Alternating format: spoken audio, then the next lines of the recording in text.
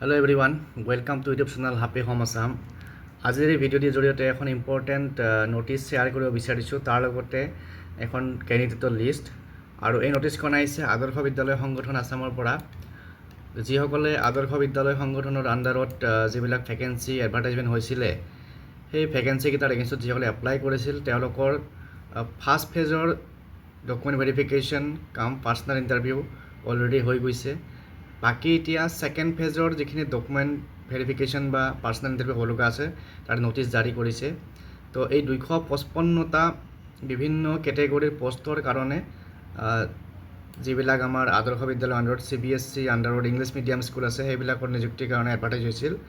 তো কি পষ্টৰ কাৰণে এডভাৰটাইজ হৈছিল ইয়াতে PGT আৰ্টছ ছায়েন্স, তাৰপিছত graduate teacher arts science Hindi, assistant teacher arts আৰু ছায়েন্স, এইকেইটা পষ্টৰ কাৰণে এপ্লাই হৈছিল।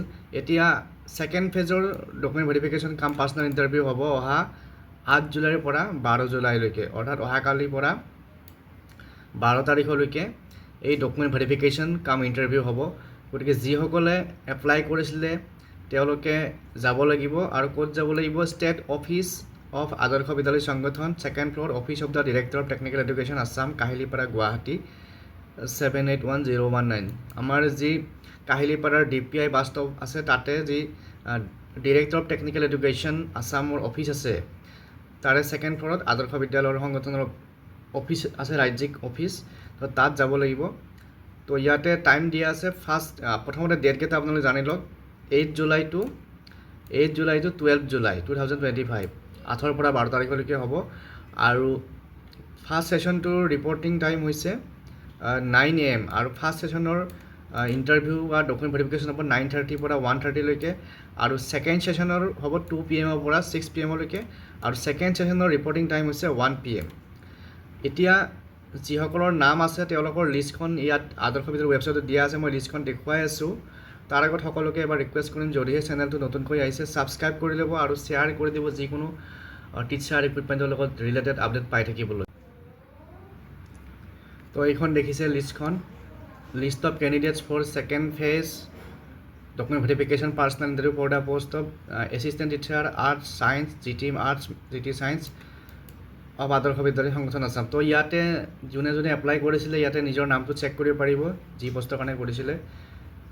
তো ইয়াতে কিমান কেণ্ডিডেট আছে, ইয়াতে ভাগকৈ চব এছিষ্টেণ্ট টিচাৰ আৰ্টছৰ কাৰণে আছে, ছায়েন্সৰ কাৰণে আছে, এনেকৈ ভাগকৈ আছে। 52 পেজৰ এই লিষ্টখন আছে। কিমান কেণ্ডিডেট আছে চাওঁ এবাৰ। ইয়াতে আপোনালোকে যিসকলে এপ্লাই কৰিছিল আদৰ্শ বিদ্যালয় ৱেবছাইটত গৈ পেলাই এইখন লিষ্টখন আপোনালোকে চাব পাৰিব। 3672 কেণ্ডিডেট আছে টোটেল।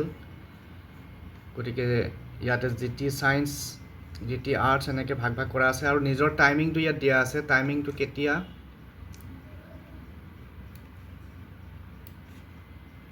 ইয়াত দিয়া আছে। ডেট অফ ভেৰিফিকেশ্যন দিয়া আছে, ডেট অফ ভেৰিফিকেশ্যন আৰু শ্বিফ্ট, মৰ্ণিং শ্বিফ্ট হ'ব নে কিহত হ'ব, টেবুল নাম্বাৰ দিয়া আছে, কোনখন টেবুলত হ'ব।